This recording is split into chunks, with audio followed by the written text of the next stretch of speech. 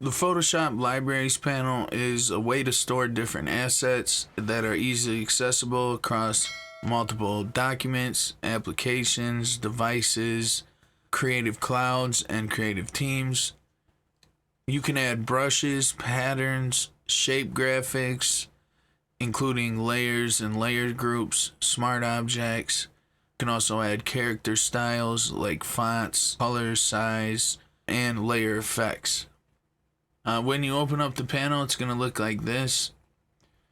You can search your library if you have something specific by name.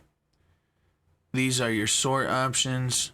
You can sort by type, custom group, name, order, and date modified. Then at the top, you can invite someone to your library. That way they can have access to, say you have a bunch of assets that you're using on a project. You can invite people and they have access to those assets.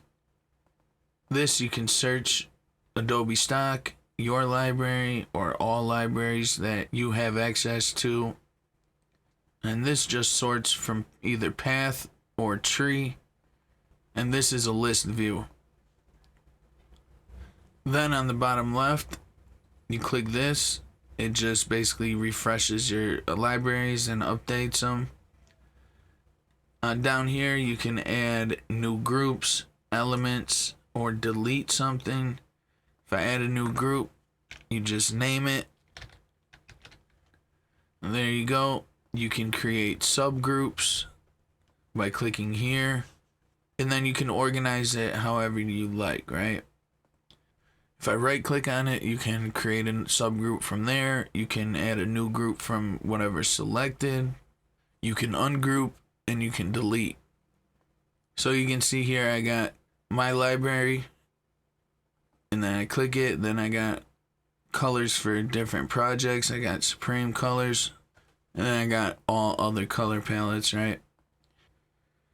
And you can organize this by maybe putting all your brushes together, all your patterns together, all your shape graphics, or you can just do it by project, right? If I hover over this color palette and I right click, you can set the color into your foreground color right here. And it's whatever color you were hovering over at the time. You can apply a color overlay. If you click get info, it's going to open this up and you can shuffle from each color and see the color information.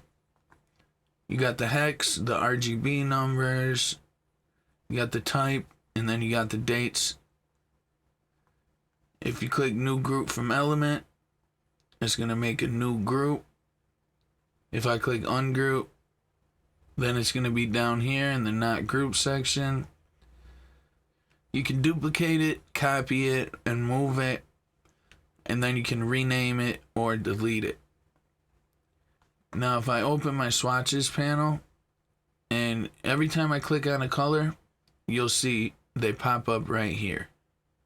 So if I wanted all four of these colors, I'll click all four, and then I have them.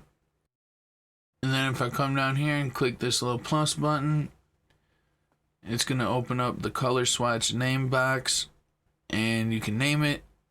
You can click add to my current library, click OK, and then it's going to add it here, but it's also going to add it right here.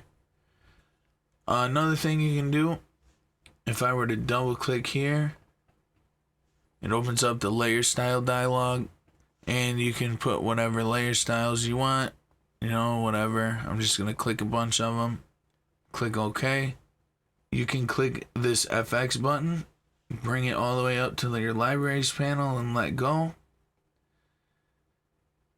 You can bring this in another project, right? Drop it in, and then you can click on the FX and drag it to another layer and let go. And it's going to apply all those FX or layer styles, if you want to call them that.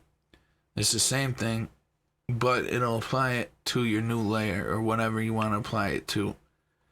It's just a way to have them on hand, you know, a preset saved, so you don't have to do it every single time. But that's about it for the libraries panel.